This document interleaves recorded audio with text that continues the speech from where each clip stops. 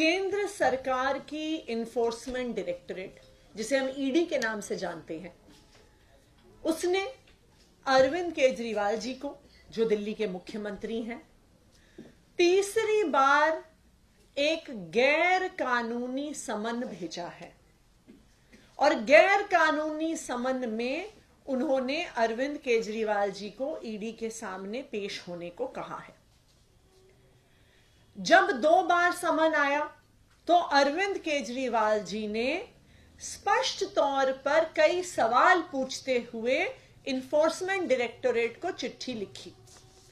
उन्होंने पूछा कि मुझे किस आधार पे, किस बिना में, किस कैपेसिटी में बुलाया जा रहा है। क्या मुझे एक विटनेस के तौर पे बुलाया जा रहा है? क्या मुझे एक अक्यूज्ड के तौर पे बुलाया जा रहा है? क्या मुझे दिल्ली का मुख्यमंत्री होने के नाते बुलाया जा रहा है? क्या मुझे आम आदमी पार्टी का नेशनल कन्वीनर होने के नाते बुलाया जा रहा है?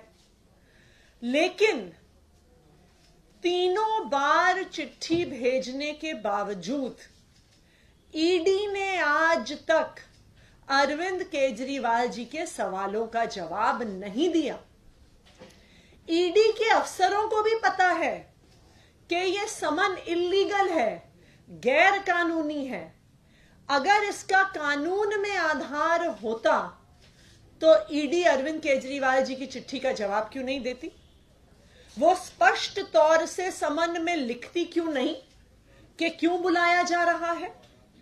लेकिन ईडी के अफसरों को भी पता है कि समन गैर कानूनी है। और इसमें तो हमारी थोड़ी सिंपैथी ईडी के अफसरों के साथ भी है कि अगर वो बेचारे जवाब देंगे अरविंद केजरीवाल जी के सवालों का, तो क्या जवाब देंगे? अगर वो सच सच जवाब दें तो उनको ये कहना पड़ेगा कि हमने तो ये समन इसलिए भेजा है क्योंकि हमें बीजेपी के हेडक्वार्टर से आदेश आया था, और हमने तो ये समन इसलिए भेजा है क्योंकि भारतीय जनता पार्टी के प्रवक्ताओं ने इस समन पे प्रेस कॉन्फ्रेंस कर दी है। अगर ईडी के अफसरों को सच सच अरविंद केजरीवाल जी के सवालों का जवाब देना पड़ता तो उनको ये कहना पड़ता कि आज ईडी और सीबीआई मात्र एक राजनीतिक हथियार बन के रह गई है, जिसको विपक्ष के नेताओं पर इस्तेमाल किया जाता है। उनको ये कहना पड़ता कि सिर्फ इंडिया अलायंस के नेताओं पर छापे पड़ते हैं, उनको समन भेजे जाते हैं, उनको गिरफ्तार किया जाता है। लेकिन अगर कोई भी नेता भारतीय जनता पार्टी में आ जाए तो फिर ईडी के समन बंद हो जाते हैं, गिरफ्तारियां बंद हो जाती हैं, केस की फाइलें बंद हो जाती हैं, और ईडी कोर्ट में जाके बोलता है कि जी हम केस को बंद करना चाहते हैं। अगर ईडी को अरविंद केजरीवाल जी के सवालों का सच सच जवाब देना पड़ता तो उनको यह बताना पड़ता कि 1.5 साल की इन्वेस्टिगेशन के बाद भी हमें 1 रुपए के भ्रष्टाचार का भी सबूत नहीं मिला है, कि हमने 500 अफसर लगा दिए, हजारों जगह रेड कर दी, लेकिन अभी तक आम आदमी पार्टी के किसी नेता के खिलाफ, आम आदमी पार्टी के किसी मंत्री के खिलाफ हमें 1 रुपए के भ्रष्टाचार का ना तो सबूत मिला है, ना किसी के घर से, ऑफिस से, गांव से हमें 1 रुपया भी कैश बरामद हुआ है। तो इसलिए स्वाभाविक बात है कि ईडी इतना सच बोल नहीं सकती है, उसके अफसर इतना सच बोल नहीं सकते हैं। इसीलिए ईडी अरविंद केजरीवाल जी के सवालों का जवाब नहीं दे रही है।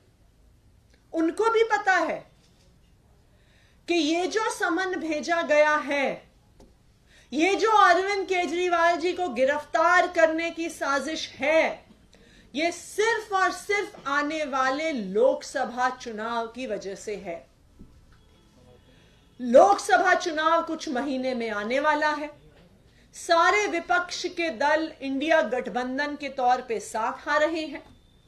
भारतीय जनता पार्टी शासित केंद्र सरकार को चैलेंज कर रहे हैं और आज भारतीय जनता पार्टी ईडी और सीबीआई को इस्तेमाल करके अपने विपक्षियों को खत्म करना चाहती है। आज अगर आप देखिए, समन किसको आता है, गिरफ्तारी किसकी होती है, छापे किसके यहां पड़ते हैं, सिर्फ और सिर्फ विपक्ष के नेताओं के यहां।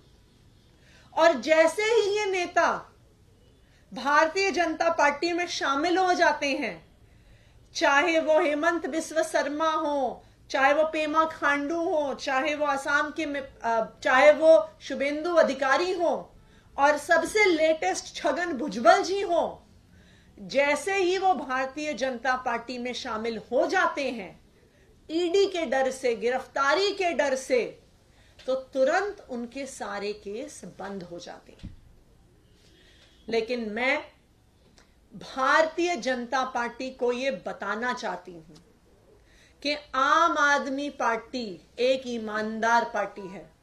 ना हमने 1 रुपए का भ्रष्टाचार आज तक किया है, ना 1 रुपए का भ्रष्टाचार करेंगे।